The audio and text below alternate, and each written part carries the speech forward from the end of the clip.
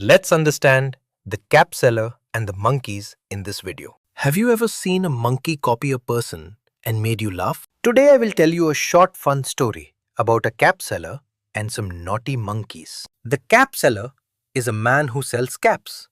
He carries a basket of caps on his head and walks around to sell them. One day he felt tired and sat under a big tree to take a nap. While he slept, some mischievous monkeys came down from the tree and took one cap each from his basket. When the cap seller woke up, his basket was empty and the monkeys were sitting on the tree wearing his caps.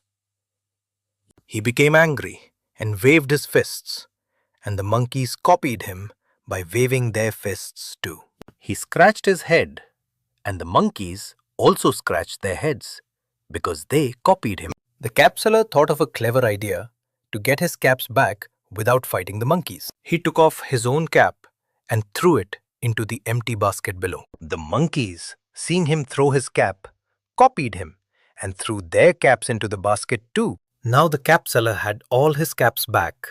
He smiled and happily walked away to sell them. So the main characters are the cap seller, a smart man who sells caps, and the monkeys, playful animals who like to copy.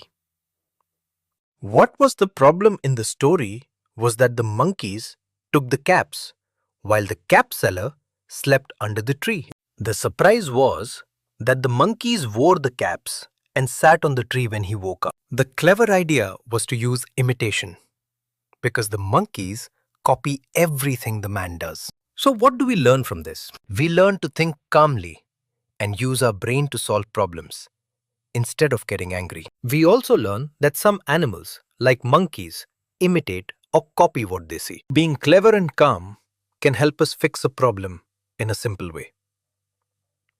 Now let us remember the key words from the story. Cap seller means a person who sells caps or hats. Monkeys are animals that live on trees and often copy things people do. A basket is used to carry things, like the cap seller used it for caps. Empty means there is nothing inside. The cap seller's basket was empty when the monkeys took the caps. To imitate means to copy someone. The monkeys imitated the cap seller. Next, a small poem about butterflies tells us about up, down, in and out. The poem says, butterflies fly up and down, in and out, like a little dance in the air. Butterflies are colorful insects that fly and move happily in the sky. The words up means going higher and down means going lower. In means going inside something and out means coming outside of something. You can try replacing the word butterflies with birds, monkeys, or other animals when you read the poem. Another short poem, Catch Me If You Can, is about a fat cat trying to catch a clever little rat. The rat hides in many places, like a hat or a box, and the cat cannot catch him. This poem teaches us about being clever and using wits to stay safe. Now let us learn the simple ideas. Up and down, in and out. Up is when you move higher, like when you jump in the air. Try jumping up and down on the spot and feel how you go up, then come down. Down is when you move lower, like taking a toy from a shelf down to the floor.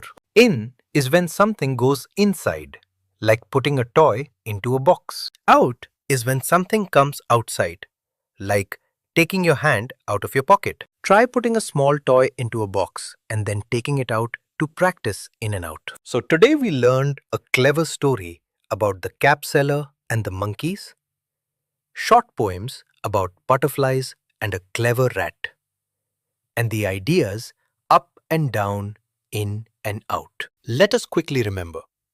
The cap seller used a smart trick. Monkeys copy. Butterflies go up and down, and in and out tell us where things are. Keep asking questions and trying little activities to learn more. It makes learning fun and easy. Thanks for listening, little friends. You did very well today. Keep exploring more stories and poems on EduRev to learn and have fun, gently and happily.